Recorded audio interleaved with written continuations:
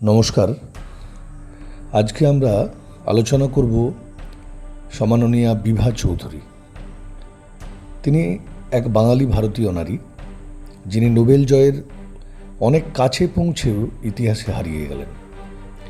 আজ থেকে প্রায় 100 বছর আগে যখন সমাজের অধিকাংশ মানুষ মনে করতেন মেয়েদের জায়গা শুধু সংসারেই, তখন এক বাঙালি ভারতীয় মেয়ে স্বপ্ন দেখেছিলেন মহাকাশের রহস্য উন্মোচনের।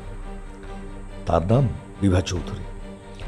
আজ আমরা খুব কম মানুষই তার নাম জানি, অথচ তিনি ছিলেন ভারতের প্রথম নারী কণা পদার্থ বিজ্ঞানীদের একজন, যিনি এমন একটি আবিষ্কারের খুব কাছাকাছি পৌঁছেছিলেন যা কয়েক বছর পরে অন্য একজন বিজ্ঞানীকে এনে দেয় নোবেল পুরস্কার। 1913 সালে কলকাতায় জন্মগ্রহণ করেন বিভা চৌধুরী। সেই সময়ে একজন মেয়ের উচ্চশিক্ষা গ্রহণ করাই ছিল বিরল ঘটনা। আর পদার্থবিজ্ঞানের মতো কঠিন বিষয়ে গবেষণা, সেটি ছিল সমাজের প্রচলিত ধারণার সম্পূর্ণ বিপরীত। কিন্তু বিভা থেমে থাকেননি। সমাজের বাঁধা পথ ছেড়ে তিনি বেছে নিয়েছিলেন বিজ্ঞানের কঠিন পথ।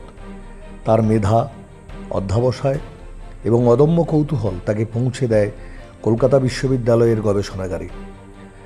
সেখানে তিনি কাজ শুরু করেন প্রখ্যাত ভারতীয় বিজ্ঞানী দেবেন্দ্র মোহন বসুর সঙ্গে।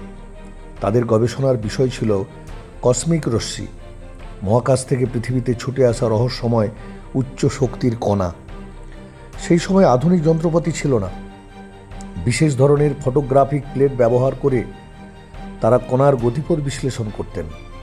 দীর্ঘ গবেষণার পর বিভা চৌধুরী এমন কিছু অজানা কণার চিহ্ন খুঁজে পান যা পরে মেসন নামে পরিচিত হয়। কিন্তু ভাগ্য যেন তার পাশে ছিল না। দ্বিতীয় বিশ্বযুদ্ধ শুরু হয়, উন্নত মানের গবেষণার উপকরণ আর ভারতে পৌঁছায়নি। ফলে তিনি তার আবিষ্কারকে চূড়ান্তভাবে প্রমাণ করার সুযোগ হারিয়ে ফেলেন। এর কয়েক বছর পরে 1947 সালে ব্রিটিশ বিজ্ঞানী সিসিল ফ্রাঙ্ক পাওয়েল একই ধরনের কণার অস্তিত্ব নিশ্চিত করেন এবং 1950 সালে নোবেল পুরস্কার লাভ করেন।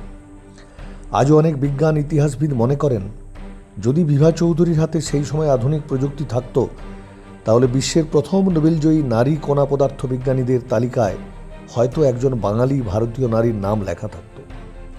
কিন্তু বিভা চৌধুরীর গল্প শুধু একটি হয়তো গল্প নয়। তিনি পরবর্তীকালে বিদেশে গবেষণা করেন, ম্যানচেস্টার বিশ্ববিদ্যালয়ে কাজ করেন এবং দেশে ফিরে ভারতের কসমিক রশ্মি গবেষণাকে আরও এগিয়ে নিয়ে যেতে গুরুত্বপূর্ণ ভূমিকা পালন করেন। তিনি প্রমাণ করেছিলেন প্রতিভার কোনো লিঙ্গ নেই, সুযোগের অভাবই অনেক সময় ইতিহাস বদলে দেয়। আজ অসংখ্য ভারতীয় মেয়ে বিজ্ঞান, প্রযুক্তি ও মহাকাশ গবেষণায় নিজেদের স্বপ্ন গড়ছে।